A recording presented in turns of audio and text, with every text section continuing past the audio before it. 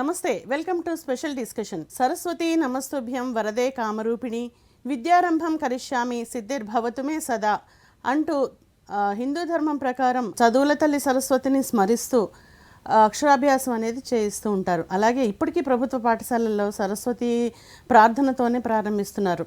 అయితే ఇదే విధంగా రాజస్థాన్లోని పాఠశాలలన్నింటిలో సరస్వతి విగ్రహం లేదా చిత్రం అనేది తప్పనిసరిగా ఉంచాలి లేదా కఠిన చర్యలు తీసుకోవడం జరుగుతుందంటూ రాష్ట్ర విద్యాశాఖ మంత్రి మదన్ దిలావర్ ఆదేశాలు జారీ చేయడం జరిగింది.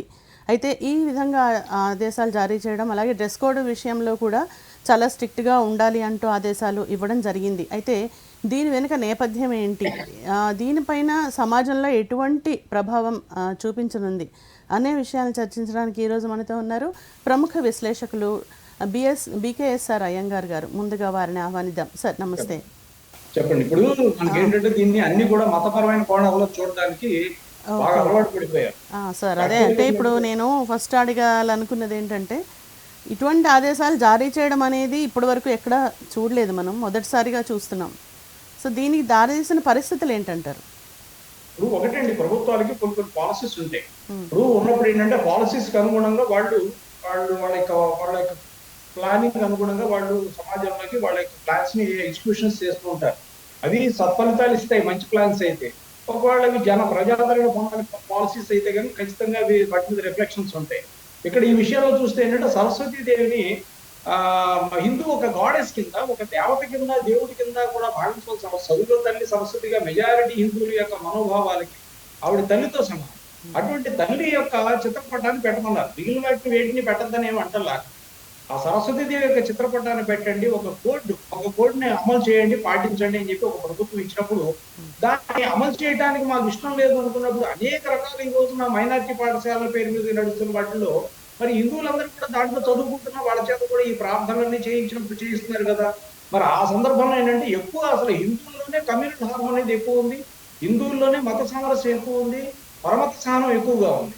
ఉన్న నేపథ్యంలో ఏంటంటే ఇది ఏ రకంగా వస్తుందంటే, మేమైతే ఆచరిస్తాం, మీరైతే ఆచరించడానికి వీల్లేదు అంటున్నారు. ఎందుకంటే మెజారిటీ అనేది 80% ఆఫ్ హిందూస్ ఉన్న చోట ఆ హిందూ యొక్క కాన్సెప్ట్ లో హిందువులు ఆరాధ్య దైవంగా భావించే సరస్వతీదేవి యొక్క చిత్రపటాన్ని పెట్టండి, ఆమెకి ఆరాధన చేయండి అంటాం వల్ల మిగిలిన వాళ్ళని చేయొద్దని అక్కడ ఏమీ ఏ రకంగా కూడా లేదు కదా.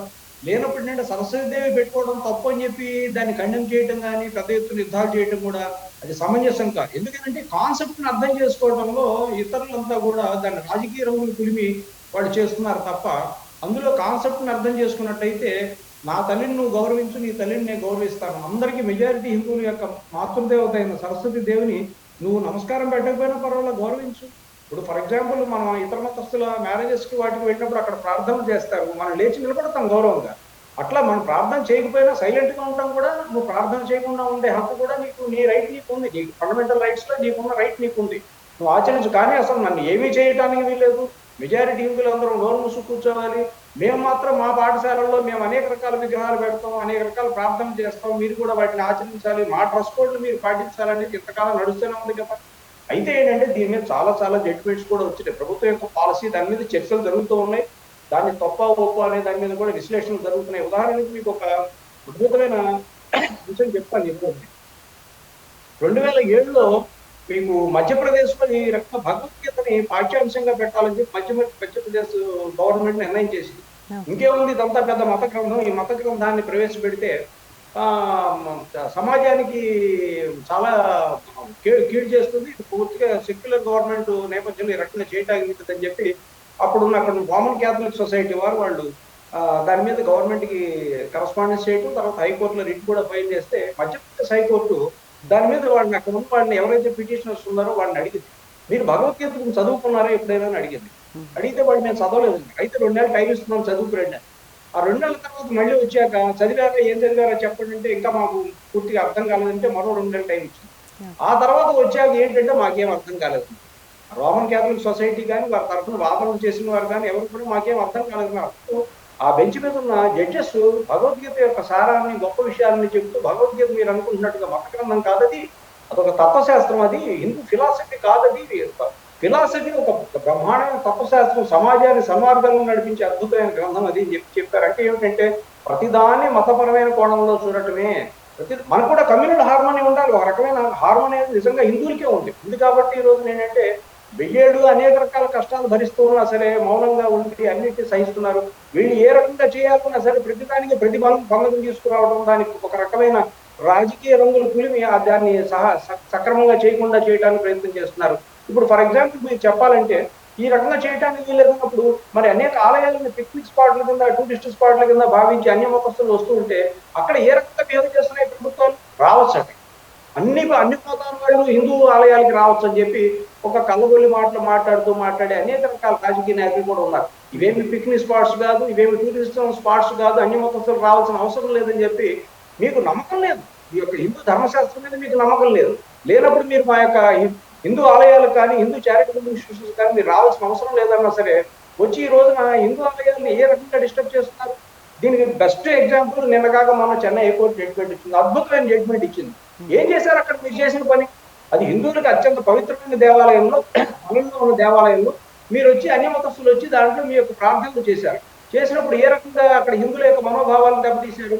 దీని మీద సెంథిల్ కుమార్ అన్న ఆయన చెన్నై హైకోర్టులో రిట్ ఫైల్ చేస్తే మొదలై బెంచి వాళ్ళు ఇచ్చిన జడ్జిమెంట్ నిన్న కాక మొన్న ఇచ్చిన జడ్జిమెంట్ లో క్లియర్ గా చెప్పింది అన్య మతస్థులకి ఈ మత విశ్వాసాల మీద నమ్మకం లేదు, ఈ విగ్రహారాధనలు వాళ్ళకి లేవు, ఈ రకమైన దేవి దేవతలను వాళ్ళు విశ్వసించినప్పుడు ఈ దేవాలయాలకు రావడం వాళ్ళు అనవసరము, ఇవి దేవాలయాలు హిందూ దేవాలయాలు అనేవి పిక్నిక్ స్పాట్స్ కావు, టూరిస్ట్ కేంద్రాలు కావు, ఒకవేళ మీరు రావాలి అనుకుంటే కనుక ధ్వజస్తంభం వరకే మీకు అనుమతి తప్ప మీరు లోపలికి రావడానికి వీలేదు, ఈ రకంగా బోర్డులు కూడా ఏర్పాటు చేయమని చెప్పి ఇన్స్ట్రక్షన్స్ ఇస్తే వాళ్ళు ఏమన్నారంటే అభ్యర్థి కాదండి ఇది ఒక్క దేవాలయానికి పరిమితమైంది అని చెప్పి ఆపోజిట్ పార్టీస్ వాదన చేస్తే కాదు, ఇది విశేషమైన దీంట్లో ఇంపార్టెన్స్ ఉన్నది కాబట్టి అన్ని దేవాలయాలకు వర్తిస్తుంది కాబట్టి దేవాదాయ శాఖ ఆర్డర్స్ ఇస్తున్నాం. ఈరోజున చెన్నైలో ఉన్న అన్ని దేవాలయాలు బోర్డులు ఏర్పాటు చేయండి, అన్య మతస్థులు ఎవరైనా ఒకవేళ విశ్వాసం ఉంటే వాళ్ళకి రిజిస్టర్ ఏర్పాటు చేసి రిజిస్టర్లో సంతకం పెట్టి వాళ్ళకి విశ్వాసం ఉందనే భావన ప్రకటనిస్తేనే లోపలికి రండి అన్నారు.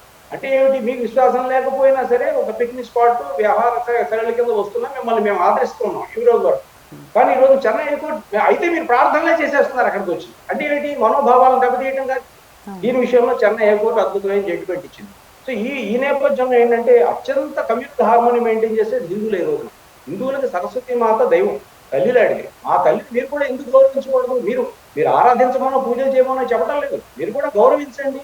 గౌరవిస్తే మాకు కూడా సంతోషం కలుగుతుంది. మేము మిమ్మల్ని గౌరవిస్తూనే ఉన్నాం, అన్ని విధాలు ఆదరిస్తూనే ఉన్నాం. కాబట్టి ఈ నేపథ్యంలో ప్రభుత్వం తీసుకున్న నిర్ణయం ఏమాత్రం తప్పు కాదు, ఖచ్చితంగా ఆచరించవలసిన అవసరం ఉంది. ఆవిడ సకల దేవతా స్వరూపమైన సరస్వతి దేవతని అమ్మగా భావించి ఆవిడ యొక్క చిత్రపటాన్ని పెట్టడంలో ఏ రకమైన దోషం లేదని మా భావన. Okay sir. అయితే ఇప్పుడు రాజస్థాన్లో ఏ విధంగా అయితే నిర్ణయం తీసుకున్నారో దాని ప్రభావం ఇతర రాష్ట్రాల మీద కూడా ఏమైనా పడే అవకాశం ఉందంటారా? ఖచ్చితంగా ఏంటంటే డిమాండ్స్, పబ్లిక్ డిమాండ్స్ బట్టి ప్రభుత్వాలు ఏర్పడిన ప్రభుత్వాలు వాళ్ళ యొక్క నిర్ణయాలు వాళ్ళు నిలుపుతూ ఉంటారు.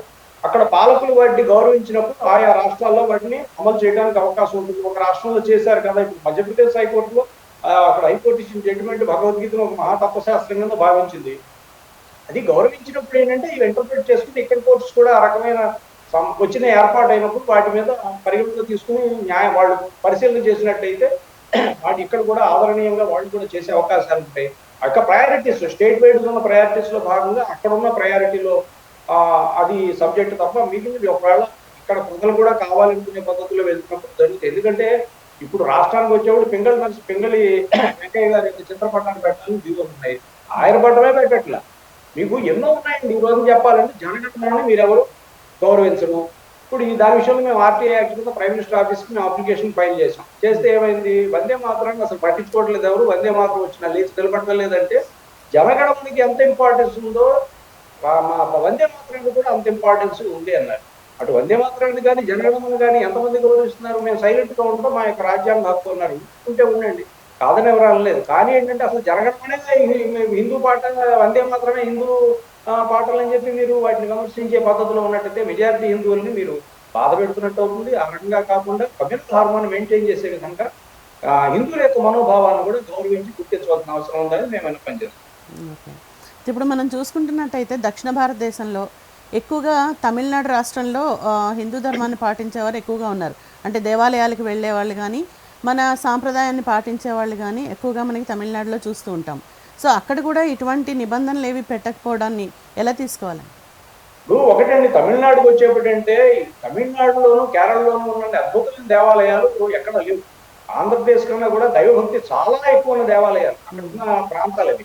అయితే ఏంటంటే అక్కడ ఉన్న ప్రభుత్వాలు పాలకులు కూడా పూర్తిగా ఏంటంటే అవిశ్వాసం. వాళ్ళకి ఏ రకంగా హిందూ మతాల మీద విశ్వాసం లేదు, హిందూ దేవి దేవతలను దూషించే ఒక పాలసీలో ఒక వ్యవస్థలో వాళ్ళు బతికి ఆ రకంగా వచ్చిన వాళ్ళే పాలకులుగా ఉండటం జరుగుతోంది. కాబట్టి అయినా వాళ్ళని కూడా హిందువులైన కూడా మెజారిటీగా ఉన్న హిందువులు కూడా వాళ్ళు కూడా ఇప్పటి వరకు ఆదరిస్తూ ముందుకు తీసుకెళ్తే వాళ్ళు చేస్తున్నది ఏంటంటే ఇతర మతాలను ప్రోత్సహించడమే కాకుండా ఇతర మతాలని కూడా మతాల్లోకి మార్చే విధంగా కూడా వాళ్ళ యొక్క పాలసీలను వాళ్ళు తీసుకొచ్చారు. కాబట్టి అక్కడ చాలా కన్ఫ్రాంటేషన్ ఉంది. ఈ రోజున హిందూ ఆలయాలకు మనుగడగా చాలా ప్రశ్నార్థకంగా మారిన పరిస్థితి తమిళనాడులో ఉంది.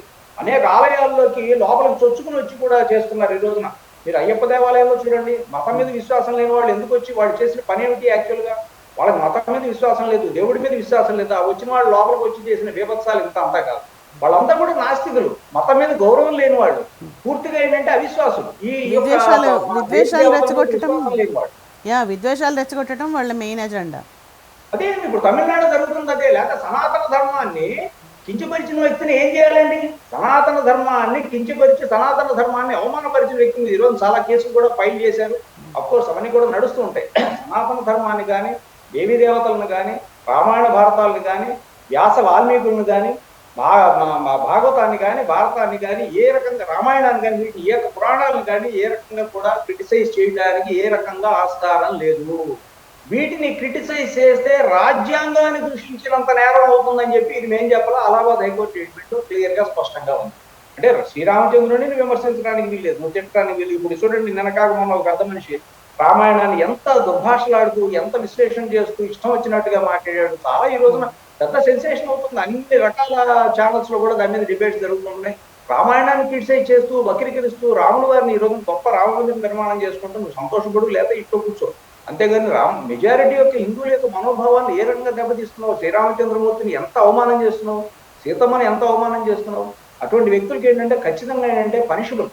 వాళ్ళు 225A సెక్షన్ కింద వాళ్ళ మీద పనిష్మెంట్ ఇవ్వాల్సిన అవసరం ఉంది. కంప్లైంట్స్ కూడా లాడ్ చేయడానికి చాలా హిందూ ఆర్గనైజేషన్స్ కూడా సిద్ధంగానే జరుగుతాయి. కాకపోతే ఏంటంటే మన నాలికి కూడా ఉండాలి, మీనింగ్ ఉండాలి. మనం ఈ సమాజంలో బతుకుతున్నాం, నీకు ఇష్టం లేదు, నువ్వు వేరే మతంలో వెళ్ళిపోయావు, నీ ఇష్టం, నీ యొక్క స్వేచ్ఛ, ఎవరు కాదంట. కానీ వెళ్ళిపోయేది నా మతం గురించి దూషించవలసిన అవసరం నీకేంటి? నా యొక్క రామాయణ భారతాలను దూషించవలసిన అవసరం నీకేంటి? నీకు ఇష్టమైన దాన్ని నువ్వు పూజ చేసుకుని నువ్వు ఆరాధించుకోవటానికి మేమేం అబ్జెక్ట్ చేయట్లేదే. కానీ ఈ రోజున రామాయణాన్ని ఎంతమంది దూషిస్తున్నారు? రాములు గారిని ఎంతమంది దూషిస్తున్నారు? శ్రీకృష్ణ పరమాత్మని, భారతాన్ని, భాగవతాన్ని ఎంతమంది దూషిస్తున్నారు? ఇవన్నీ కూడా దోషణలన్నీ రాజ్యాంగ దోషణ కిందకి వస్తాయి. ఎందుకంటే ఆ రాజ్యాంగాన్ని నిర్మించిన నిర్మాతలు, ఆ రాజ్యాంగాన్ని రాసిన నిర్మాతలు, దాంట్లోనే శ్రీరామచంద్రుడు అయోధ్యకి పయనమవుతున్న పుష్ప విమానం మీద ఉన్న చిత్రం దాంట్లో మన రాజ్యాంగంలో. అలాగే శ్రీకృష్ణ పరమాత్మ భగవద్గీత ఉపదేశం చేస్తున్న చిత్రం ఉంది. ఈ చిత్రాలను ప్రాధాన్యమైన బాధ్యత ఇచ్చినప్పుడు రాజ్యాంగంలో వాటిని తిట్టేవాళ్ళు రాజ్యాంగంతో సమానం కదా. ఈ విషయాలు నేను చెప్పాలి, అలహాబాద్ హైకోర్టు స్పష్టంగా చెప్పింది. సో ఇటువంటివన్నీ కూడా చేసేవాళ్ళ కోసం ఖచ్చితంగా శిక్షార్హం. వీళ్ళకి పరమత సహనం లేదు. ఎంతసేపు ఏంటంటే వాళ్ళు నా యొక్క నాస్తికవాదాన్ని, ఎంతసేపు ఏంటంటే హిందూ ద్వేషాన్ని వాళ్ళు విషయం కట్టడం కోసం ఆ విదేశాలకు సంబంధించిన మతస్థులందరూ ఇక్కడ చేరి ఈ రకంగా చేస్తున్న పనులు, వీటన్నిటి కూడా ఆ రోజులు సంఘటితంగా వీటిని ఎదుర్కోవాల్సిన పరిస్థితులను కూడా హిందూ జాతి గుర్తించింది. ఖచ్చితంగా ఆ దిశలో ప్రయాణం చేస్తాం. ఓకే, అయితే ఇప్పుడు రామాయణం, భారతం లేదా భగవద్గీత లేదా ఇలాంటివి తీసుకుంటే, భాగవతం కానీ, ఇవన్నీ కేవలం హిందూ మత గ్రంథాలు అంటున్నారు. యాక్చువల్గా హిందూ అనేది ఒక మతం కాదు, అదొక సనాతన ధర్మం అని మనం అంటూ ఉంటాము. మనిషికి ఏదైతే సద్గతినిస్తాయి, ఉన్నత స్థితిలో నిలబెడతాయి అనే దానికి అవి నిదర్శనం అని మనం చెప్తూ ఉంటాం. అయితే ఇవి ఒక పర్సనాలిటీ డెవలప్మెంట్కి సంబంధించిన గ్రంథాలుగా జనాల్లోకి వెళ్ళలేదు.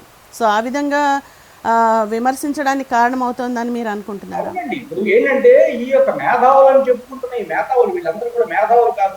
ఇప్పుడు ఏ రామాయణంలో తెచ్చాడో ఆ వ్యక్తి మళ్ళీ రాజ్యాంగాన్ని గౌరవిస్తాడట. సిగ్గుండదండి మాట్లాడడానికి. రాజ్యాంగాన్ని గౌరవించేవాడు ఖచ్చితంగా రామాయణాన్ని గౌరవించాలి. దాంట్లో వేసి చిత్రాలను అవమానం చేస్తావా? అంటే ఒక రాజ్యాంగం, ఒక పవిత్రమైన రాజ్యాంగం, మనం అందరం పూజ చేసే ఒక పవిత్రమైన గ్రంథంలో ఉన్న చిత్రాలనేమో దూషిస్తావా? దాంట్లో ఉన్న అంశాలను దూషిస్తావా? కానీ రాజ్యాంగం చాలా గొప్పదంటావా? నీ నాలిక అసలు 2 నాలుగు ఉన్న జాతి మనంతా కూడా ఇష్టం వచ్చినట్టుగా మాట్లాడటం, ఎదురువాడిని దూషించడం, అవతల వాడిని అవమానపరిచే విధంగా మాట్లాడటం, రామాయణ భారతాలను దూషించేవాళ్ళే రాజ్యాంగాన్ని దూషించినట్టే. నీకు అసలు కనీస పరిజ్ఞానం ఉన్నట్టయితే ఆ రకంగా చేయదు కదా. ఇంకోటి ఏంటి, వీటిని మత గ్రంథాలుగా చూడకూడదు. ఖచ్చితంగా ఇది నేను చెప్పలా, మధ్యప్రదేశ్ హైకోర్టు స్పష్టంగా చెప్పింది. భాగవతాన్ని అయితే గొప్ప తత్వశాస్త్రం అని చెప్పింది. ఆ యొక్క భగవద్గీతలో ఉన్న గొప్ప సారాంశాలన్నీ కూడా అక్కడ ఆ రోజు అటెండ్ అయిన పిటిషనర్స్ ఎవరైతే ఉన్నారో రోమన్ క్యాథలిక్ సొసైటీ వారికి ఇవన్నీ కూడా విశ్లేషణ చేస్తూ చెప్పండి దీంట్లో మతం ఏముందని చెప్పారు. ఎక్కడుంది మతం, ఎక్కడుంది, ఏ మతానికి సంబంధించిన అంశాలు దీంట్లో ఉన్నాయనంటే వాళ్ళు ఏం చెప్పలేకపోయారు. అందులో వాళ్ళు పిటిషన్ కొట్టేసి ఇది తత్వశాస్త్రం అని చెప్పి డిక్లేర్ చేసింది మధ్యప్రదేశ్ హైకోర్టు. దాని మీద ఏమి ఎవరు అప్పీల్ చేయలేదు. ఇదే పద్ధతుల్లో ఈ రోజున మనకి రామాయణ భారత భాగవతాలకు సంబంధించిన అన్ని అంశాల మీద కూడా అద్భుతమైన జడ్జిమెంట్స్ వచ్చినాయి. రాములు వారిని కానీ కృష్ణుడిని కానీ రామాయణాన్ని కానీ భారతాన్ని కానీ వ్యాసుడిని కానీ వాల్మీకిని కానీ దీంట్లో ఉండే పురాణ పాత్రలు కానీ పురాణాలు కానీ దూషిస్తే ఇది రాజ్యాంగ దూషణ అవుతుంది. వీళ్ళందరూ కూడా ఏంటంటే 295 అట్రాక్ట్ అవడమే కాకుండా రాజ్యాంగాన్ని దూషించిన శిక్షకు కూడా పాత్రలు అవుతారని స్పష్టంగా హైకోర్టు స్పష్టంగా చెప్తాయి. చెప్పినప్పుడు కూడా వీళ్ళకి శిక్షలు అంటే భయం లేదు, న్యాయస్థానాలంటే భయం లేదు. మెజారిటీ ఉన్న హిందువుల యొక్క మనోభావాన్ని గౌరవించాలనే ఒక కనీస జ్ఞానం లేదు. ఇటువంటి పరిస్థితుల్లో వాళ్ళు ప్రయాణం అవుతున్న వాళ్ళ యొక్క మార్గం ఏదో వాళ్ళకి తెలియకుండా అధోగతిలోకి పోతున్న పరిస్థితులు ఇవి. కాబట్టి ఏంటి, సమాజంలో ఉన్న హిందూ జాతి ఇప్పుడు మేల్కొంటోంది. చాలా పెద్ద ఎత్తున దీని మీద ఉద్యమాలు కూడా ప్రారంభమైనాయి. అందువల్ల ఏంటంటే ఖచ్చితంగా దీన్ని ఎదుర్కొని సంఘటితంగా పోరాటం చేయవలసిన అవసరాన్ని కూడా గుర్తించి ముందడుగు వేస్తున్నాయి. ఓకే, అయితే ఇప్పుడు మనం ఇదే విధంగా చూసుకుంటే జనవరి 22వ తారీఖు అయోధ్య రామ మందిరంలో విగ్రహ ప్రతిష్టాపన రోజు ఒక స్కూల్లో పిల్లలు అటెండెన్స్ చెప్తున్నప్పుడు ప్రజెంట్ సార్ అనకుండా జై శ్రీరామ్ అంటూ అనాలనేది ఒక వీడియో వైరల్ అయింది. అది మీరు కూడా చూసే ఉంటారు. అయితే ఇదే విధంగా చదువుల తల్లి సరస్వతి విగ్రహం అని జై శ్రీరామ్ అని అనిపించడం కానీ ఇలాంటివి మన కొన్ని సందర్భాలు ఇలాంటివి చూసుకుంటూ పోతే సమాజం మీద ఎలాంటి ప్రభావం పడుతుందంటారు? ఏంటంటే ఇవన్నీ అక్కడ ఆ పరిస్థితుల్లో ఆ రోజున్న పరిస్థితుల్లో అందరూ కూడా చాలా భగవచనం లాగా ఆ రోజున మనకి ఇక్కడ రామ మందిర ప్రతిష్టాపన రోజున మొత్తం యావత్ దేశం ప్రపంచవ్యాప్తంగా కూడా అందరూ ఎంతో భావోద్వేగాలతో ఎంతో ఆనంద తరంగాలతో ఉత్తుంగ తరంగంలాగా ఆ రోజున్న పరిస్థితుల్లో అక్కడ ఉన్న విద్యార్థులు ఎవరైనా ఆ రకంగా అత్యంత ఆనందంతో వాళ్ళు ఏమన్నా అంటే దాన్ని పెద్ద తప్పుగా దూషణగా చూడవలసిన అవసరం లేదు. ఎవరైనా ఒకవేళ అలా అనమని కూడా అనవలసిన అవసరం లేదు. ఎందుకంటే ప్రతి వాళ్ళు కూడా ఆ రోజున జై శ్రీరామ్ అన్నది జై శ్రీరామ్ అన్నంత మాత్రాన హిందూ అయిపోయాడు లేదా ఇతర మతస్థులను వ్యతిరేకిస్తున్నాడు అనే భావన కాదు. అది వాళ్ళ యొక్క ఆరాధ్య దైవం. ఆ దైవాన్ని వాళ్ళు ఆ రోజున మమేకమై ఆ రోజున తలుచుకుంటంలో భాగంగా ఈవెన్ పిల్లలు కూడా చిన్న చిన్న జెండాలు పుచ్చుకుని చక్కటి జెండాలు పుచ్చుకుని వాళ్ళు ప్రతి ఇంటి మీద జెండాలు, ప్రతి ఇంటి ముందు దీపాలు వెలిగించారు, ముగ్గులు పెట్టారు. ఎంతో మహాపండుగలా జరుగుతున్న నేపథ్యంలో జై శ్రీరామ్ అని చెప్పి ఒక పిల్లవాడు అన్నాడు అంటే ఆనందపడాలే కానీ దాన్ని దూషణ కింద చూసి ఏదో ప్రజెంట్ సార్ అని అనలేదు కాబట్టి జై శ్రీరామ్ అంటే తప్ప అనక్కల. దాన్ని కూడా చక్కగా సదభిప్రాయంతో సౌహృదయంతో తీసుకుని ముందడుగు వేయచ్చు. అందులో ఏం పెద్ద దోషంగా చూడక్కర్లేదు. అయితే ఎవరిని ఏ రకంగా కూడా ఒత్తిడి చేయవలసిన అవసరం లేదు. మనం ఎందుకనంటే ఈ రోజున ఎవరైతే ఇవన్నీ కూడా మాట్లాడడానికి రైట్స్ ఉన్నాయో, ఎవరైతే ఇవన్నీ కూడా చేయడానికి రైట్స్ ఉన్నాయో, నేను చేయకుండా ఉండటానికి మాట్లాడకుండా మౌనంగా ఉండటానికి కూడా మీకు రైట్స్ ఉంది. ఫర్ ఎగ్జాంపుల్ ఇప్పుడు మనకి అనేక మంది మిత్రులు ఉన్నారు ఇతర కులాల్లో ఇతర మతాల్లో. మనం క్రిస్టియన్స్ మ్యారేజెస్ కూడా వెళ్తాం. వెళ్ళినప్పుడు ఆ మ్యారేజ్ లో వాళ్ళందరూ లేచి ప్రార్థన చేస్తారు. మనం ప్రార్థన చేయకపోయినా లేచి గౌరవిస్తాం, మనం నిలబడుకుంటాం. అట్లాగే మసీదుకి వెళ్తాం, వెళ్ళినప్పుడు కూడా అక్కడ మన సోదరులందరూ కూడా వాళ్ళు ప్రార్థన చేస్తారు. మనకు విశ్వాసం లేదు, మనం ఒకసారి నిలబడతాం, వాళ్ళు ప్రార్థన చేసుకుంటారు, మనం కూర్చొని ఎక్కడో కుర్చీలో కూర్చోం, మనం కూడా ఆ రెస్పెక్ట్ మనం ఇస్తాం. అదే పద్ధతిలో ఏంటంటే మనం ఇంకా అసలు అత్యంత కమ్యూనల్ హార్మోని ఉన్నది, మత సామరస్యం ఉన్నది హిందువులోనండి. వాళ్ళు ఏం పెట్టినా కానీ ప్రసాద్ వాళ్ళు ఏది ఇచ్చినా వాళ్ళు మా చర్చిలో ఇచ్చే మన రంజాన్ టైంలో వెళ్ళిన ఇఫ్తార్ విందులకి వెళ్తూ ఉంటారు. హిందువులు వాళ్ళు తీసుకుంటారు, క్రిస్టియన్స్ ఇచ్చే కేక్స్ తీసుకుంటారు. కానీ బట్ వీళ్ళ ప్రసాదాలు వాళ్ళు తీసుకోరే. నీకు పరమత అసలు వాడి గ్రంథాల్లోనే ఉంది. ఇతర మతాలకు సంబంధించిన విగ్రహారాధనలు పూర్తిగా విగ్రహాలన్నింటినీ కూడా ధ్వంసం చేయమని, ఆ విగ్రహాలకు సంబంధించిన ఏవి కూడా వేటిని కూడా స్పృశించగానే వాటిని పూర్తిగా వ్యతిరేకించమని చెప్పి అనేక గ్రంథాలు విదేశీ ఈ మతాల్లో వాటిని స్పష్టంగా ఉండటం అని అంటే వాళ్ళు వాటిని అవలంబిస్తుంటారు. వాటిని అవలంబించడంలో భాగంగా ఏంటంటే మన ప్రసాదాలు ఏవి కూడా వాళ్ళు తీసుకోకూడదు అనేది వాళ్ళ నియమం. కానీ ఏమిటి, మన ఇంటికి వచ్చేవాడు మత సామరస్యం అంటారు. వాళ్ళు మత సామరస్యంగా ఉండటం ఈరోజు అందుకునే సమస్య వస్తుంది. దీనికి ఇప్పుడు నువ్వు ప్రసాదం తినొచ్చు తినకపోవచ్చు, నీ ఇష్టం అది. అలాగే ఏంటంటే కమ్యూనిటీ పాయింట్ వచ్చేప్పుడు ఏంటంటే అత్యంత మెజారిటీగా ఉన్న హిందువులు చాలా సామరస్యంగా సోదర సమానంగా ఇతర మతస్థులతో ఉంటున్నారు. కాబట్టి ఈ రోజున ఇప్పుడు లా అండ్ ఆర్డర్ అనేది ప్రభుత్వాల వల్ల, పోలీసుల వల్ల, మిలిటరీ వల్ల రాలేదండి. ఈ రోజున హిందువుల యొక్క శాంతిగా ఉండటం వల్ల, హిందువులు సామరస్యంగా ఉండటం వల్ల ఈ రోజు శాంతి భద్రతలు నెలకొన్నాయి. అయితే ఇది చెడగొట్టడం కోసం అనేక మంది మతాలకు సంబంధించిన నాయకులు అని చెప్పుకుని మీసాలు చెప్పుకున్న వాళ్ళు పిచ్చుకోతలు కూసి వీటిని చెడగొట్టాలని ప్రయత్నం చేస్తూ 2 నిమిషాల్లో ఏదో చేసేస్తా, 4 నిమిషాల్లో మరొకటి ఏదో చేస్తాను అని పిచ్చివాళ్ళు వాళ్ళు ఏమీ చేయలేరు.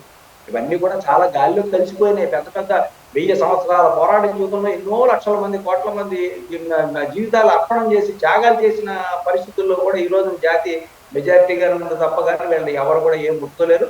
కాకపోతే ఈ యొక్క సహనాన్ని, ఓర్పుని కూడా అదేదో అసమర్థతన భావంతో అనుకోకుండా దాన్ని సహృదయంతో తీసుకుని సోదర భావంతో ముందడుగు వేస్తే సమాజం ఖచ్చితంగా శాంతి సౌభాగ్యాలతో విలసిల్లుతుంది. ఇది హిందూ రాజ్యం, ఇది ఖచ్చితంగా హిందూ పరిపాలన, హిందూ దేశం ఇది. హిందువుల్ని ఖచ్చితంగా కాదు అంటానికి వీల్లేదు ఇక్కడ. ఎందుకంటే మతపరంగా ఎప్పుడైతే విడిపోయిందో, 2 దేశాల కింద విడిపోయి అవతలకు వెళ్ళిపోయింది, పూర్తి మిగిలిన భాగం హిందూ దేశమే ఇది. ఈ సెక్యులర్ పాయింట్స్ రాజకీయ నాయకులు పెట్టింది తప్ప కానీ మనసా వాచ కర్మణ ప్రతి హిందూ కూడా మెజారిటీ ఉన్న హిందువులు హిందూ రాజ్యంగానే భావిస్తారు దీన్ని. అయితే అలా భావించారు కదా అని చెప్పి ఇతర మతస్థులను దూషణ చేయడం కానీ, ఇతర మతస్థులను బాధలు పెట్టడం కానీ ఎక్కడ ఉండదు. పూర్తి సామరస్యంగానే వాళ్ళని కూడా సోదర సమానంగా చూసే అత్యంత నిజమైన సెక్యులర్లు హిందువులే. ఓకే, అయితే ఇప్పుడు సరస్వతీదేవి విగ్రహము లేదా చిత్రం అనేది ఉండాలి, దాంతోపాటు డ్రెస్ కోడ్ కూడా అమలు చేయాలంటూ ఆదేశాలు ఇవ్వడం జరిగింది. అయితే ఈ డ్రెస్ కోడ్ విషయంలో మీరేం చెప్తారు? ఇప్పుడు ఒకటండి, ఆ యొక్క ప్రభుత్వం యొక్క నిర్ణయం అలా ఉంది. ఆ నిర్ణయానికి అనుగుణంగా వాళ్ళు అమలు చేస్తున్నారు. దాని మీద అనేక చర్చలు జరుగుతున్నాయి. డ్రెస్ కోడ్ అనేది ఇప్పుడు మీ మైనారిటీ సంస్థలో డ్రెస్ కోడ్ లేదా? మీకు డ్రెస్ కోడ్ ఉంది కదా. మీ మైనారిటీ సంస్థలో మీ యొక్క సంబంధించిన మీ ప్రార్థనాలయాలు ఉన్నాయి కదా. ఆ ప్రార్థనాలయాల్లో రోజు ప్రార్థన చేసేప్పుడు డ్రెస్ కోడ్ లేకుండా వస్తే మీరు రాణిస్తారా? అదే విధంగా ఇప్పుడు నేను అయ్యప్ప స్వామి డ్రెస్ తో వెళ్ళారనుకోండి, ఆ కాలేజీల్లో వీళ్ళకి సరైన ఆదరణ ఉందా? లేదు కదా. ఫర్ ఎగ్జాంపుల్ ఏ కనకదుర్గమ్మ దీక్షలు తీసుకున్న వాళ్ళు ఆ డ్రెస్ తో వెళ్తామంటే ఒప్పుకుంటున్నారా? ఒప్పుకోవట్లేదు కదా. సో ఇవన్నీ కూడా ఏంటంటే మీరు కూడా ఒప్పుకోవాలి, వాడు కూడా ఒప్పుకోవాలి. ఇవేంటంటే అందరం కూడా సక్రమంగా సోదర భావంతో ముందుకు వెళ్తున్న నేపథ్యంలో సరస్వతి దేవి మా అందరికీ కూడా మాతృదేవత, ఆవిడ అమ్మతో సమానం. అటువంటి మహాదేవత యొక్క చిత్రపటాన్ని పెట్టుకుందాం అనుకున్నప్పుడు అనేక గాంధీ మహాత్ముడు, ఇతరత్ర దేశ నాయకులతో పాటు సరస్వతి దేవిని కూడా పెట్టుకుంటామంటే స్వాగతించాలి. స్వాగతించడమే కాకుండా మీరు ఆరాధించండి, మానేయండి, ఏం తప్పులేదు. మీరు ప్రార్థన చేయలేదు, లేకపోతే మీరు మౌనంగా ఉన్నారనో అనం. ఈ యొక్క ఫండమెంటల్ రైట్ ప్రకారం మీరు చేయొచ్చు. కానీ అసలు ఏం ఉండడానికి వీల్లేదు అంటే హిందువుల యొక్క మనోభావాలను మీరు గౌరవించట్లేదని మేము భావించవచ్చు. Okay sir, thank you so much for the participation sir. Thank you very much. So మత సామరస్యంతో జీవిస్తూ, సహనంతో ఇతర మతాలని కూడా గౌరవిస్తూ ఒక మంచి వాతావరణాన్ని నెలకొల్పే విధంగా అందరూ ఉండడం, అలాగే వారిలో నచ్చని విషయాలు, ఇతర మతాల్లో నచ్చని విషయాలు ఏవైనా ఉన్నా వాటిని వదిలిపెట్టి కేవలం మతాల్ని గౌరవిస్తూ ఎవరైతే విద్వేషాలను రెచ్చగొడుతున్నారో వారిని దూరంగా పెడుతూ కలిసికట్టుగా ముందుకు వెళ్ళేటట్టయితే ఒక మంచి శాంతి భద్రతలతో, సౌభాగ్యాలతో మన దేశం వెలసిల్లుతుంది. ఇది ఈరోజు డిస్కషన్. మరో ఎపిసోడ్లో మళ్ళీ కలుద్దాం. Keep watching.